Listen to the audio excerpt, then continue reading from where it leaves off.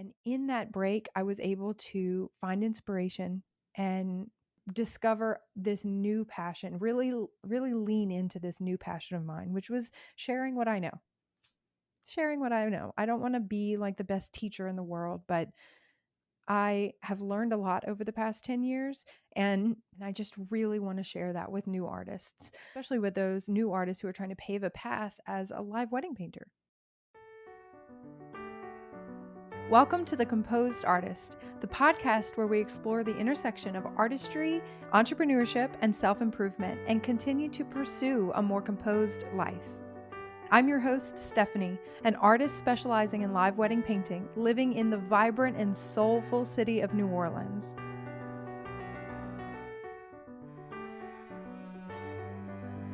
Over the past decade, my job has taken me all over the world, meeting and creating art in front of thousands of people, and has allowed me to create a colorful life for myself and my family. Now, I help other artists build confidence, develop their techniques, and fall in love with the art of live wedding painting. I invite you to join us for inspiring stories of creative journeys, practical tips for running a successful art business, and honest conversations about the joys and challenges of running a studio and being a parent. This podcast is here to keep you company, keep you entertained, and is full of resources to help you on your journey to create a business that feeds your soul, makes an impact, and is insanely profitable. The Composed Artist is the podcast for the bold, creative, passionate, and genuine artist. Let's get started. Hello, and welcome back to the Composed Artist Podcast. I'm your host, Stephanie Gaffney. We are coming to the end of summer, right? We're trying to wrap up all of our relaxing and all of our fun times and kind of prepping for the school year. But one of the things that I wanted to do for sure before we jumped back into the swing of things was spend some time with grandparents. So one day this past weekend, my mother-in-law came over to visit. And yesterday we packed up all the kids and we went to Baton Rouge, about an hour away, and spent the day with my parents. And while we were at my parents' house, I did as anyone would do. I pawned off the kids so that they could play with their grandma. And then I kind of went back up to my old bedroom and in my old storage closet and started snooping around. And in that closet, I knew I had old projects, old paintings kind of tucked away back there. But every time I visit, I like to go and be surprised by the memories. And I was, again, surprised by the little projects that I pulled out, some paintings that I had done in college, paintings I had done early in my career as a full-time artist. And I was pleasantly surprised and impressed, It was good. Like the paintings were good. They were, my technique has improved, thank goodness, but they were good. They were sweet and they were precious, precious little paintings. And the question that was kind of ringing in my ears the rest of the visit was how how on earth did I get from creating these projects that I know I spent a lot of time and effort on, and at the time that they were created, they were my most prized possessions. How did I get from that level of technical ability and knowledge and confidence to where I'm at today, about 10 or 12 years later? And that's what I want to talk about in this episode. I'm going to kind of take a trip down memory lane and go through my career as an artist and a live wedding painter. And I'm going to hit on a few like milestones that I remember as clear as day that happened in the past 10 years of my career, and 11 to be exact. I actually kind of wrote some down, and I'm going to share lessons that I learned. I'm going to share very important points that changed my mindset and almost changed like my chemistry in my brain. Definitely provided clarity for what I wanted to do in my career. And maybe you'll be inspired or you'll learn something from one of these lessons, one of these points in my own life. But it was really fun for me to kind of go back down memory lane and think about these things that happened to me to help me get to where I am today in my career. So let's get started. So number one, I discovered my why. Most people are kind of encouraged or inspired to dig deeper into the root of why they do what they do later on in life, like when they're, finding purpose in their career, or when they're starting a business, maybe following a calling to be an entrepreneur. It really helps to clarify what your mission is by figuring out exactly why it is that you love doing what you do. And when I started my business and I was kind of considering these things, I was considering, what exactly is the reason. I remembered that I knew why I loved being an artist, like from when I was a child. I love to draw and I love to paint. And I love to start with a blank canvas or a blank sheet of paper and create something beautiful, copy something, and it look like just like the thing, the picture, the object, whatever. But even more satisfying was the reaction I would get from the person that I gave the painting or the drawing to. Okay, so when I was a kid, it was much more of a verbal affirmation. I didn't really get paid for my work when I was 10 or 12 or 16 or whatever. But that verbal affirmation was life. It was life-giving for me. That was why I liked being an artist. And that why, like understanding what feeds my soul and why I love doing what I do, it carried over into my mission when I quit my job and became a full-time artist. It was the people. My mission is to bring joy to people through my artwork, through my talents. And I do that mainly through live wedding painting and portraiture, and now through teaching. And we'll talk about that later. But the why was kind of tapped. I tapped into the mission and the lifeblood and the reason for being an artist when I was much younger. Okay, so that was kind of the very first like aha moment for me. Number two is that entrepreneurship found me working. I did not grow up wanting to run a business. I did not grow up wanting a career. I didn't want to make a whole bunch of money. My motivation, like my dream job, was to be a stay-at-home mom. And I talk about that more in my story, but I wasn't really career minded. I just got a job, enjoyed it, did a good job. I, applied and got a different job, did a really good job at that job. And then while I was working as a designer and was kind of networking and getting into that sales scene, practicing talking about what we did in our agency, practicing promoting my services, and then putting the needs of the client first. That is when this kind of flame ignited inside of me. That is when the desire to do more, to run a business, to take complete ownership of the process and the process of creating the work itself, the process of selling it, the process of getting paid and paying employees or contractors or whatever, the whole process of business. That's when it became tangible and I felt like I could do this. And that was a very significant moment in my career where I know like something changed, there was a pivot. And so that's kind of worth mentioning, right? So as I was becoming an entrepreneur, as I was figuring out what kind of business model I would have, I realized that I would have to put people first. I would have to combine the first lesson I learned, which was why I do what I do. And the second thing that I learned was that I really wanted to run a business. I would have to combine those and create a business in the art world that put people first and was service based. And that's why that's why that kind of segues into number three. I started with commissions. That was the type of art I knew I wanted to do in my business.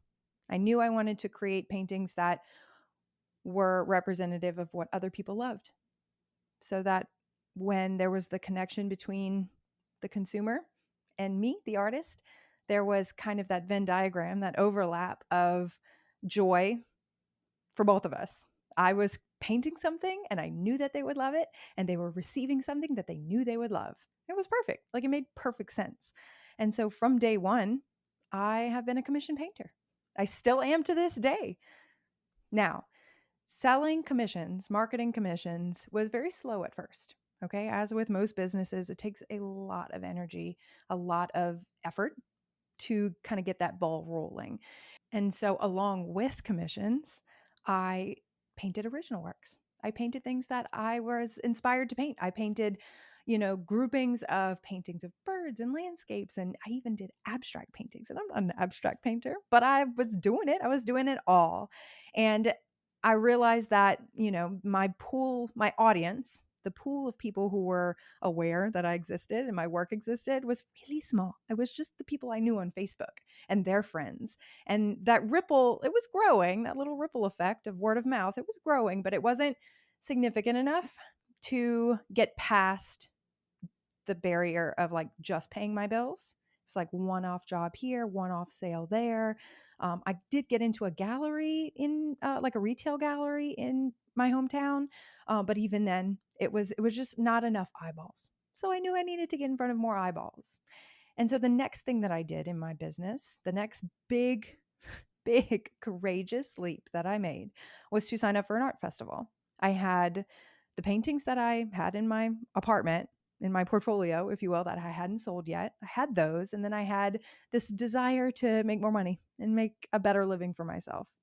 I signed up for an 8-day art festival and I hustled for like a month or two to paint as many paintings as I could in a variety of sizes and shapes and, value degrees, right? For people who were shopping for $50 paintings and $5,000 paintings. I was like, I'm going to do it all. And I did this art festival and it was this is significant enough in my career that I'm telling you this story and that it's making the list. Okay. This is number 4. And I'm calling it the big pop because it was a pop of effort. It was more effort towards a project than I had ever put in my entire life. And I'm not like an extra lazy person, but I'm telling you, I had never worked so hard for something in my life until this point, until I signed up for this art festival. It was a pop of affirmation, people coming into the booth and talking to me and their faces were lighting up like they were enjoying my original work. I hadn't really done that before. I hadn't experienced that before. It was a pop of experience because I got to practice for 8 days. I practiced selling, practiced talking about my artwork. I practiced talking about my mission. I practiced introducing myself to strangers who were just passing by. I practiced answering questions. I practiced saying the price of something out loud and not in like a shaky way, but in like this is what it costs. This is the value of this piece. It was an excellent learning opportunity. And then it was a pop of cash. And it wasn't an easy pop of cash. Like I'm telling you, I worked so hard 4 months up until this art festival and during the art festival. And I was so drained. It was not an easy earn, but the sales that I made through that 8-day art festival, I think it was close to $6,000, y'all. I cried. It was the most money I had ever earned in one time. It was the most money I had ever seen in one place. It was the most money I had had in my bank account until that point. I was 22, 23 years old. It was just the ticket. It was just what I needed to give me confidence that I can make a living. Until that point, I was scraping by. I was paying my bills, which was also motivating and encouraging. But the income, like that, here's a reward for all of your efforts. That was incredible. And yeah, that experience was worth being number 4 on this list. And after the art festival, when I was 23 years old, my first year of business, I did that art festival. And the very next thing, I entered Christmas commission season. And that experience deserves to be number 5 on the list. This was further confirmation that commissions, that's where it was at for me. Okay. I did the art festival. I sold original works. I experienced that type of art business, that type of strategy to sell paintings. And then right after that, I experienced a season of service-based commission artwork. And I realized that that one was also a profitable season. I worked just as hard. But for me, it was better connected with my why. Okay. It was very fun to sell original paintings at the art show, but Christmas gifts, when people hired me, when they commissioned me, they gave me a deposit. So they were motivated to pay for what they were receiving, which was nice. And they were overjoyed. I'm telling you guys, if money didn't matter, I would still commission paintings because the joy on the clients' faces it just feeds my soul. I can't think of a different way to say it. I'm sorry. I'm completely blanking. It is worth every drop of sweat, hour spent, hour of sleep lost. Like, it is so, commission paintings is my jam. And that really solidified that first Christmas commission season in 2015. That was it. And by the end of the year, I finished out the year with like 10 grand in my bank account. And that, I mean, confidence, proof. It gave me the confidence, it gave me the proof, the evidence that I could do this, and I rode that, and I'm still riding that. There have been, many experiences in my life and my career since then that have given me more evidence, more proof that I'm doing what I need to be doing. But that was it. It took me less than a year to feel completely confident in what I was doing and that I could make it.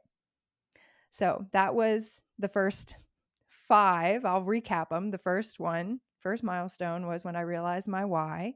The second one was entrepreneurship, found me working. Okay. I did not start off as a child wanting to be an entrepreneur. I was working and I was busy. And that fire was lit inside of me when I was like 23 years old. The third thing that happened was that I connected the first two, and put commissions. I mean, that was my mission from the get-go when I started my business. And then the fourth one was the Big Pop. That was the first art festival. And then number 5 was that first Christmas season. Those were the first 5 milestones in my business. And I'm going to take a quick coffee break, and then we'll get back to the next 5. I used to be so scared. I mean, terrified to bring oil paints to a wedding or an event that I was painting at, until I realized that Gamblin has me covered with all of the mediums, the paint thinner, the varnish, the whole gambit. I love using Gamsol as an odorless paint thinner. Okay, this is what I use to wash my brushes to thin the paint. I use a big jug of that to slow the drying time. If I'm trying to finish a painting and layer and do all of that, I use Galkid. It's a very thick medium that I love to use with my oil paints. And let's say it's very dry, it's a very hot and dry environment. I love to slow the drying time with refined linseed oil. This is my medium of choice for my oil paints. And when the painting is dry and I'm ready to send it off to the client, I varnish it with Gamvar, high gloss. That's my preference. And Gamblin has you covered with your preference as well. You can visit their website, www.gamblincolors.com. That's spelled GAMBLIN colors.com, or you can click the link in the show notes to shop my preference for oil painting mediums. Check them out and thank me later.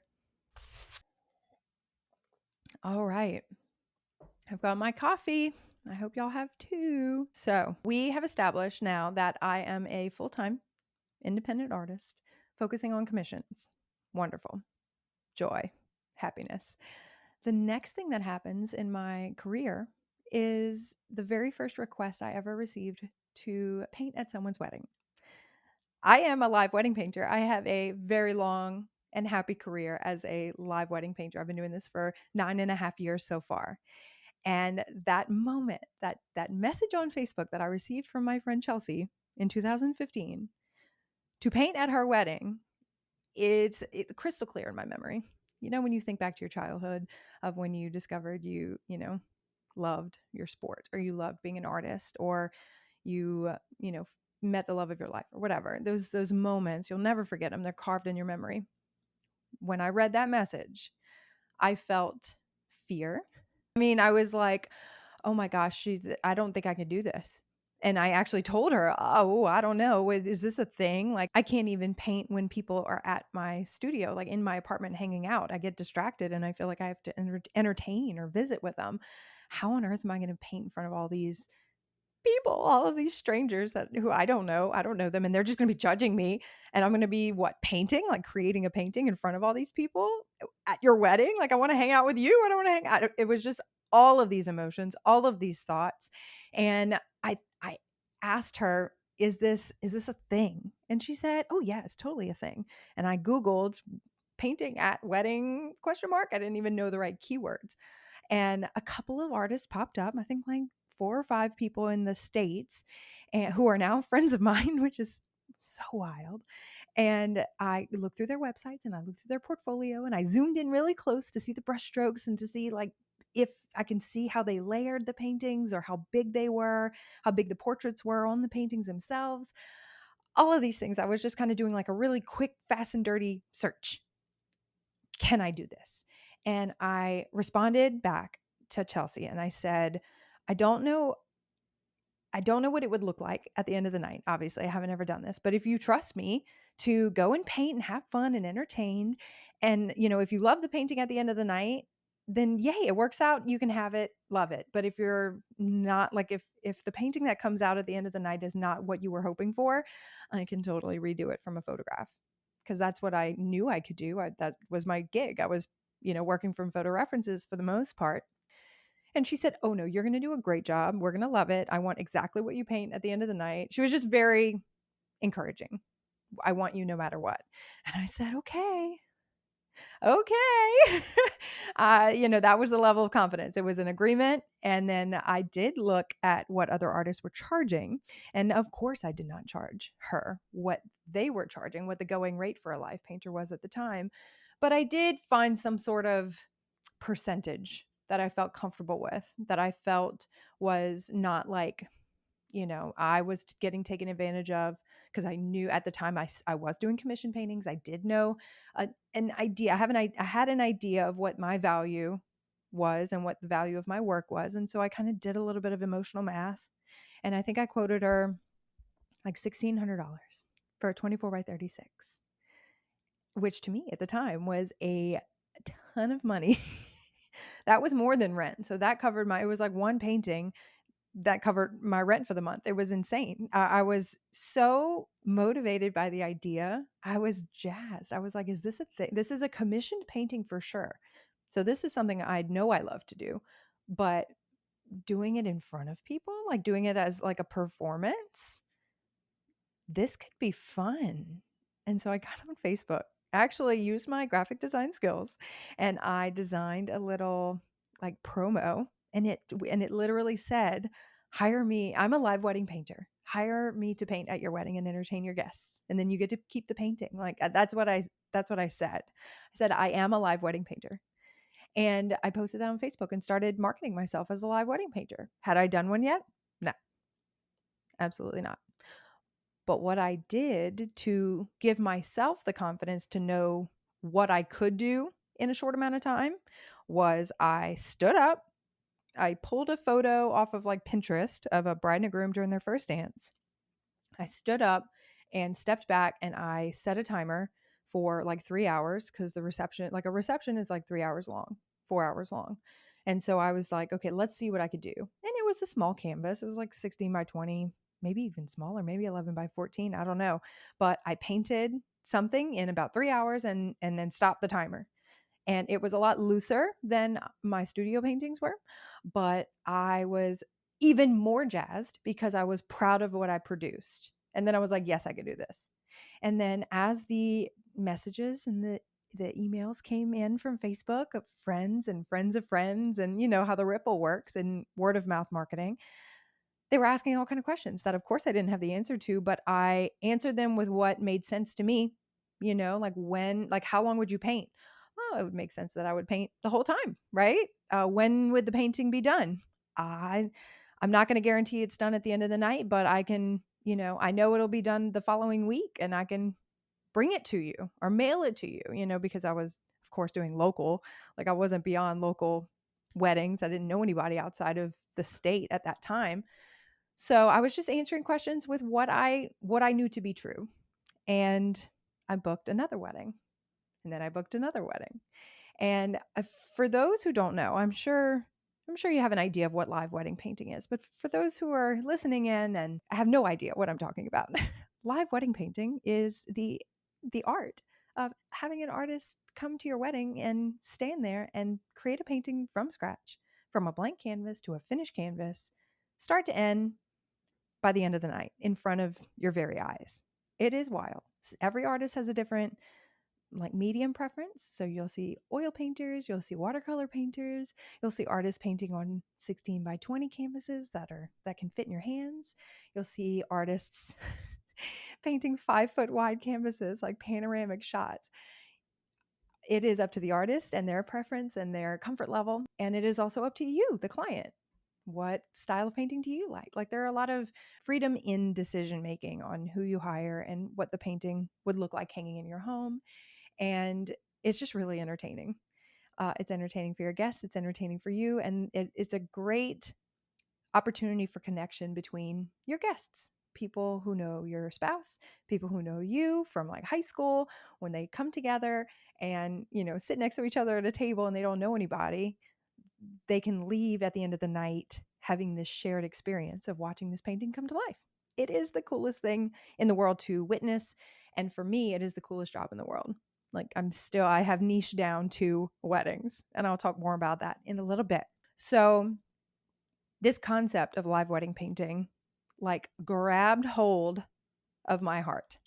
And I started more heavily promoting live wedding painting services than any other facet of my business. I was still promoting pet portraits and other kind of commission paintings because my business, I was just getting off the ground. And so I was taking every job that I could. I was doing murals. I was doing still original paintings. But there was a lot of, I don't want to say hustle, but there was a lot of effort in marketing all the things. And live wedding painting took center stage very quickly. Still using cheap art supplies. Look, you don't have to tell me, but if you want to level up, you have to use better supplies. Come on, let's invest a little. I've been using Rosemary and Company for my paintbrushes for the past 5 years or so, and I have never thrown away one of these brushes. The quality is unmatched, and they're like reasonably priced. I hate to say it, but they're the best. So I love a long handled paintbrush. Okay. I love a hog hair or an ivory, which is kind of a mixed bristle hair. And Rosemary and Company, they have like so many options. So I would check them out. The website is www.rosemaryandco.com. That's Rosemary spelled Rosemary and co.com. Or you can just click the link in my show notes and it'll take you directly to my personal wish list. It's all the brushes that I use and recommend. So check them out and thank me later. So, this newfound love for live wedding painting services came many opportunities to build really thick skin as a business owner and as a creative entrepreneur. Okay. This leads us directly straight to number 7. And that is all the hard lessons that I learned that helped build thick skin. Okay. Artists are, I'm not going to talk about every artist on the planet. I can't do that. I'll speak for myself. As an artist, it's a very vulnerable process to create a painting and put it out before someone else and hope that they like it and hope that they buy it. It's a very emotional process to create the painting itself, but I'm telling you, the vulnerability it takes to create something in the secret of your own space, your own safe and comfortable studio space, and then put a picture of it on the internet or bring it to an art festival or hand it to a client. That is scary. That is, it takes a lot of courage to do that. And so anybody listening, anybody watching who is a professional artist who does this for a living, good for you. I see you. It's hard. It's hard even when you've got 100,000 followers and you're posting a reel. There's a level of, I hope they like this.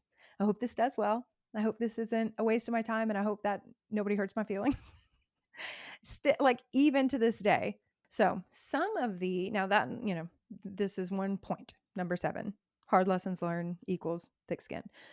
But let me tell you a couple of stories. Okay. The very first contract issue that I had was when I booked a client without a contract at all. It was maybe the 5th opportunity that I had. It was the father of a bride. He emailed me. He wanted to hire me for his daughter's wedding. I educated him on what happened, my process, and any kind of payment plan. Of course, I never took the full amount right up front. I knew better than that, but I did, ask for a deposit. It was like 50% or something. And then, the rest would be due after the painting was done and delivered, which of course was another lesson I learned later on to never do that. But I digress. This lesson was on the fact that I did not sign contracts at that time. It was all based on an agreement made in an email or a message on Facebook. Even, I know that sounds so not professional, but that's where I was at the time. So he agreed to hire me. He wrote me and mailed me a check. He wrote and mailed me a check for the deposit. And then like 2 days later, he emailed me back saying it was no longer in the budget to hire me to paint at the wedding and asking for a refund. Well, at that time, and for a while, I was living paycheck to paycheck. And so when I received that deposit, I immediately deposited it and spent it on supplies or groceries or whatever it was that I was, needed to survive at the time. And again, that was another lesson I learned, to create an operating account and a holdings account and all of those. We'll talk about that another time. But this lesson was the emotional strain, the decision to, of course, I had to give his money back, but I didn't know how to say, I don't want to. We agreed. What are you doing? You can't just ask for it back. That's not fair, but I didn't. It was in that moment that I knew I had to create a contract. And it was a very simple, my first contract was a single page contract. It was, who's the artist, who's the client, what's the project, what's the day, what's the amount, what are we all agreeing to pay and receive, sign, date. Very simple. Today, 10 years later, my contract is like 10 pages long because 10 pages worth of clauses of bad things has happened in my career. And so, either to me or to my client. And so I've clarified again and again and again, um, you know, how to protect you best, how to protect me best, and what we're agreeing to. But at the time, that was a big lesson for me. I did have to I had to find the money. I had to pay him back. I think I ended up paying him back like 2 days later because I knew I had a painting that that I had like in my queue and I was going to create and, deliver. And I was waiting for the payment from that commission to put back in my account to then write a check and send it to him. And then I had to wait for him to deposit the check. So that was just very scary and it was a big lesson learned. And so that experience motivated me to create my first contract. I had a lot of firsts, a lot of first time forgetting my palette, first time forgetting my light. I have forgotten one thing in my like live wedding painting setup. I've forgotten one thing probably once. I don't think I've forgotten something twice. But I have forgotten I've forgotten the drop cloth once, only once. I've forgotten my lamp only once. I've forgotten white paint only once. And then of course, you adapt, you put a smile on and you're like, I got this, no problem. One time I did a wedding in a northern state and I took an Uber from the airport directly to the venue, just timing wise, that's how it worked out. And I walked into the venue, set up. I was about 20 minutes into the process and I realized I had left the canvas in the Uber. And so I had to be a professional and be an adult. And at the time I was like 25. You're barely an adult at 25. And this was a very panicky situation, but I called Uber. Uber connected me to the driver. The driver then was like, "Oh my gosh, of course, I'll bring it back to you." So that was a lucky situation because he could have not answered, or he could have been like, "I'm sorry, I'm 2 hours away. I can't." Oh, I'm feeling anxiety just thinking back to that moment. Got connected to the Uber driver and he turned around and brought the canvas back to me. Now I started the painting an hour later because it took me 30 minutes to realize, or 20 minutes to realize, 10 minutes to get in touch with him. And then it took him 30 minutes to get back.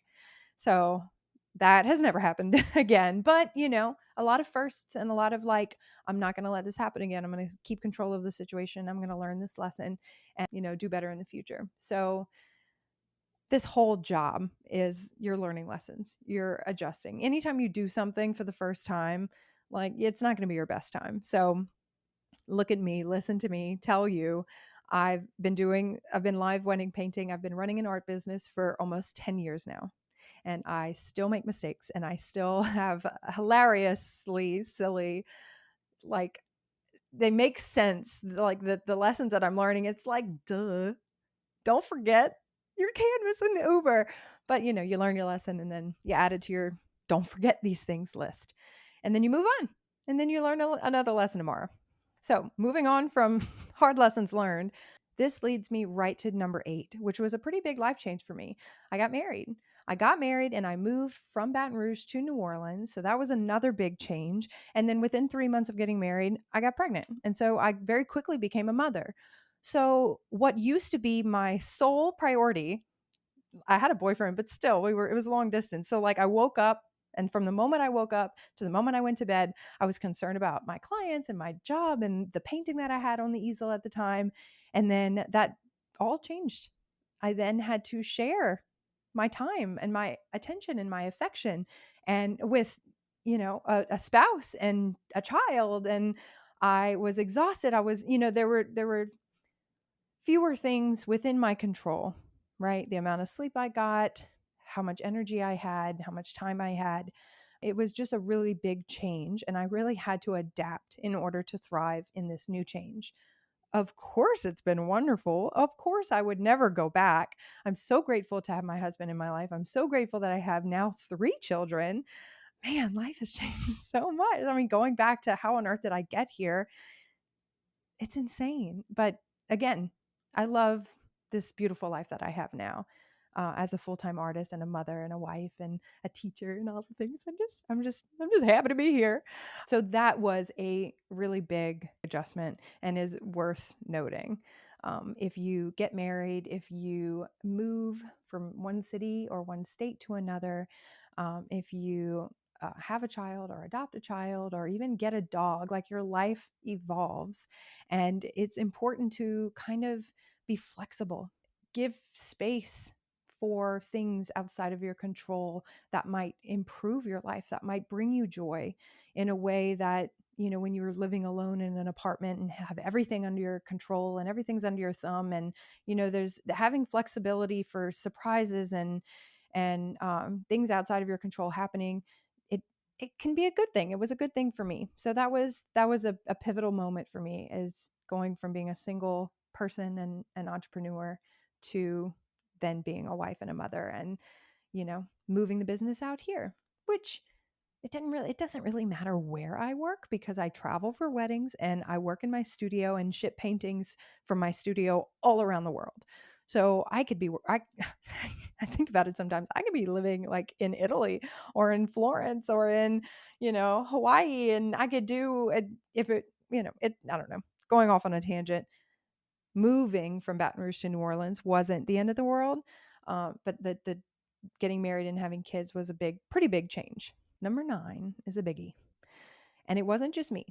I was not the only person to experience number 9. We all experienced 2020, the year 2020, a very pivotal moment in all of our lives.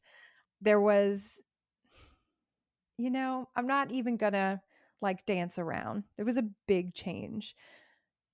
Talk about control. We were just talking about, allowing for flexibility and letting go of control. Well, control was ripped out of our hands in 2020.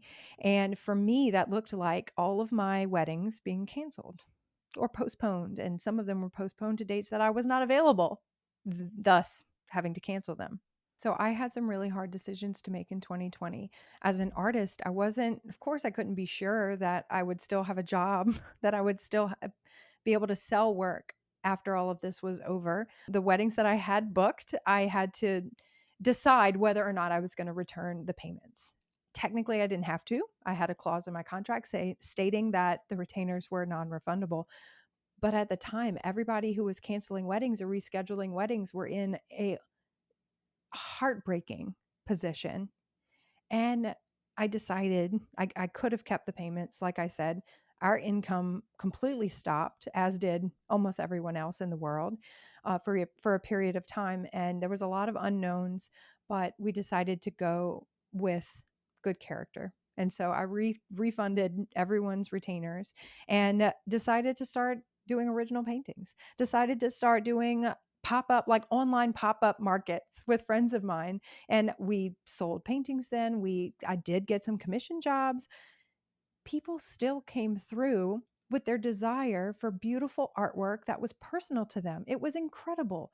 It again provided confirmation and affirmation that I was doing the right thing, that I was offering commission paintings and bringing beauty to the world, and that it was needed and wanted. So in the end, 2020, the year 2020, ended up being a really positive year for me. We actually grew our family. We added another daughter, Charlotte, and she was born in December, which means I was pregnant the entire year, which did add a little stress, of course. But again, another wonderful thing that came out of the year 2020. Karma. paid off, right? All of my generosity in returning, being a good person and returning all those deposits. Some of them actually booked their new date around my availability. 2021 was overwhelmingly popular for people trying to plan their weddings. People who intended to get married in 2020, who had to get married in 2021 or later, were competing for dates with brides who were getting engaged in 2020 and getting married. Like everybody was competing for that year. So 2021 ended up being an overwhelmingly successful year, which kind of balanced out with 2020. So I think back to that year and I feel good about the decisions that I made as a business owner. I feel overjoyed with the addition to my family. I feel gratitude. I feel grateful for the fact that we got through that and I'm still a working artist. And if you're a working artist that got through 2020 as well, then you should be grateful too. Like just gratitude, man. When you wake up with gratitude, you can get through anything in the day. The next thing that happened to me is called burnout. I was completely overbooked in 2021. And in 2022, it really started to affect my health. It started to affect my mental health, my physical health. It started to affect my relationship with my husband. I was traveling almost every weekend for weddings around the country and even out of the country. I had two small kids at home and we were really trying to add a third, but it wasn't happening. And it was because I was done. I was toast. I was stressed. I was doing beautiful work. I was doing a lot of beautiful work, making a ton of money, but I was completely drained. I was overwhelmed. It was just a really hard time in my life and my career, and to the point to where I wanted to just quit it all and just sit on the couch. So, and that's what burnout does to you. I've been kind of burnt out with studying in college. I've been burnt out with, working on a certain project or a collection, or when I did that art festival, I certainly was on the border of burnout right before it happened or right after it happened.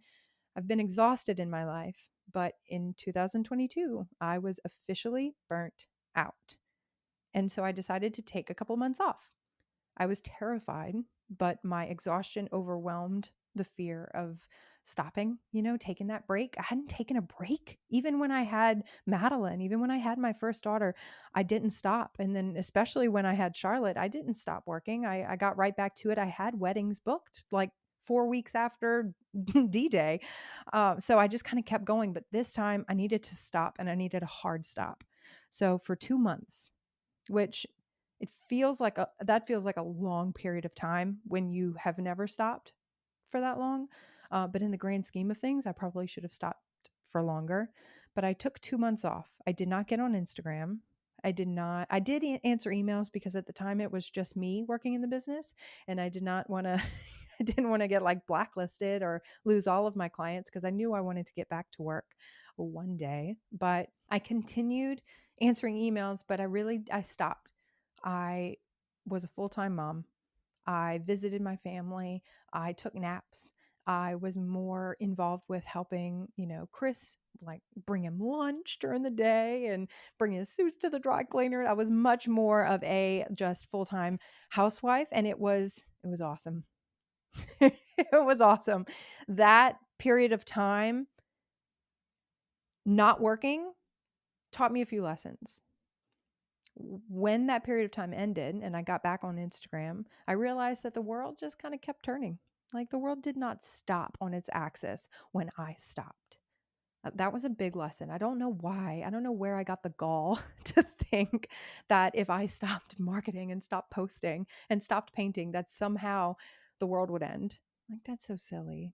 I feel so silly now, but at the time it was a legit fear, okay? But the world kept turning and then I got back on and the DMs started coming in again. The email inquiries started coming in again. I got some reviews. I got to post the paintings that I had done for funsies over the summer. It was good for my professional career, but it was also good because I, in a small way, brought some of my followers along the journey of like burnout and recovery and getting back in the game. And what they shared with me, like the affirmation and the encouragement that was shared was a good reminder for me, but also for other people like, okay, it's okay to take a break. And so that was a big lesson that I learned. And it was, I have taken breaks since. I actually, when we had our third daughter, Hazel, last year in 2023, I took a 6-month maternity leave. And I'll talk about that in a minute. But it was needed, and I'm, looking forward to another reason to take a break. Okay. I learned a lot during burnout and during the break after. One of the best things that happened during my break after burnout was that I got my mental health and my physical health back in order. All I needed to do was chill out. And then we became pregnant with our third daughter, Hazel. Yes, I have 3 girls. And, there was something I wanted to do. During my break, it's a funny thing that happens when you're a creative. If you take a break, if you just hard stop, your brain starts to kind of turn, your inspiration kind of comes back, and you get kind of antsy, and you want to get back to it really quickly. And so that also motivated me to take breaks again in the future. But during this break, I decided, I've been wanting to do an online course for years now, but I keep having babies. And, there's this period of pregnancy and then postpartum and then, exhaustion, and all of this cycle keeps happening to me. And here I am expecting my third. And you know what? I don't want to put it off anymore. So I'm still going to do this. I'm going to create an online course. And so when I was pregnant with Hazel, I wrote the content, I wrote all the lessons, I filmed, we edited, I created the PDF assets, I built the course on Kajabi. I mean, I built this huge online course while I was pregnant. We went through it the first launch. I had 40 students the first launch. It was wild. It was so much fun, high adrenaline, high value, high benefit. Like everyone benefited from this course, all the students, myself, my team. And then of course I had Hazel in July, and then I took 6 months off. So that was the longest break I had taken. I stopped working and then did not take on any new projects ever in my life. Even when I was a kid, I would just take a summer off, which was 3 months, a 6-month break. It was insane. But it was so it was liberating in a way that I did not feel. Nobody was waiting on commissions. Of course I was answering emails, and of course I was painting for fun, but I did not feel pressure or stress in any way. And in that break, I was able to find inspiration and discover this new passion, really, really lean into this new passion of mine, which was sharing what I know. Sharing what I know. I don't want to be like the best teacher in the world, but I have learned a lot over the past 10 years, and I just really want to share that with new artists, especially with those new artists who are trying to pave a path as a live wedding painter. So during that 6-month break, I really leaned into this new passion of mine. I thought back, I reflected, I went through the surveys, I got feedback from the students, and I really just like when I was 23 and I was working for someone else and that fire was lit inside of me to create my own business and serve people. Just, I'm running a business, I'm serving them with beautiful paintings and making them happy. This passion was ignited inside of me to teach, to mentor, to be a part of the journey of so many artists who are embarking on this journey to be a successful live wedding painter. It has been so fulfilling to teach my online course, The Wedding Painter's Blueprint. We have right under 80 students that have joined in the last 2 years since we launched it for the first time. I coach and mentor artists through one-on-one coaching. I'm offering this podcast, which I hope is going to be educational, if not today, then down the road. Like I've got so much that I want to say and share and offer for other artists. And the course that was created after my big long break was pivotal. The break that I took after Hazel was born and the break that I took after burnout in 2022 provided me such an opportunity to reconnect with my mission and my desire, my why, my desire to bring joy to people through my talents, through my skills, through my art, through my personality, through my life experiences. I was reconnected with that mission in the way of teaching other artists. So that brings us to today, 2024. What does it look like today? I'm a live wedding painter, just like I said I was in 2015. Today, I'm a live wedding painter. I have 9+ years of experience in my belt. I've got 500 weddings in my portfolio. I serve clients with original paintings. I do portraiture, family portraits, paintings that are meaningful to people. I am still doing that to this day. I also occasionally will create an original collection. I'll put everything on hold for like a month, and then I'll paint things that inspire me. I like to go out and plein air paint. I like to just paint what makes me happy, and then maybe sell them, because I'm still running a business and making a living through art sales. I sell prints of my original paintings on, I have a print shop. I sell prints of my original paintings on my print website or on Etsy. Like, I have that facet of my business as well. I provide education for artists who want to be live wedding painters, and I do that through my online course. I offer one-on-one coaching through Zoom calls and website audits and portfolio audits, and I want to help artists succeed as live wedding painters. And now I have this podcast. One day I hope to host in-person retreats and workshops and things like that. Like, there's still so much that I want to do. But today I have so many facets to my business. I have so many avenues for creativity and helping others and providing joy and providing income for my family. I got a pretty big business today, and it is insane that it has taken less than 10 years to get here, because it did not always feel like I would be here one day. When I look back at the painting, and I grabbed a few, I grabbed a few of those paintings that I found in my mom's closet. I grabbed a few of those and I brought them home to frame them and hang them up on my wall, so that every time I look at those pieces, I can revisit these 11 huge milestones and shifts that happened in my career that got me here today. And I'll recap what those are. Number one, I discovered my why. That was really important. And obviously, it's a common thread in my career and how I've gotten here. Number one, discovered my why. Number two, entrepreneurship found me working. I was not a born entrepreneur. I became an entrepreneur. Number three, I put commissions first. I have always been a service-based business. Number four, that big pop. I did that art festival, made a bunch of money, and it gave me the courage to keep going. Number five, I yet again was confirmed that commissions were my jam through that first Christmas season with Christmas gifts and Christmas commissions. That was it. I did not do another art festival after that. Number six, my very first live wedding painting request. That changed the entire trajectory of my career. Number seven, learning those hard lessons and getting thicker skin. That was really big for me. Number eight, huge life changes. I got married. I had kids. We moved. Number nine, 2020, period. That's all I have to say. Number 10, burnout. Burnout taught me a lot about setting boundaries and prioritizing family and rest and health. And number 11, finding a new passion for teaching artists. I can't pick one. I could not be an artist only without sharing what I know to some degree in one way or another. And I could not be a teacher without continuing to develop my own skills as an artist. So I think I will forevermore be an artist and an educator. And I look forward to that. I look forward to continuing my career in that way. Thank you for tuning in to another episode of the Composed Artist Podcast. We'll talk to you soon. Bye.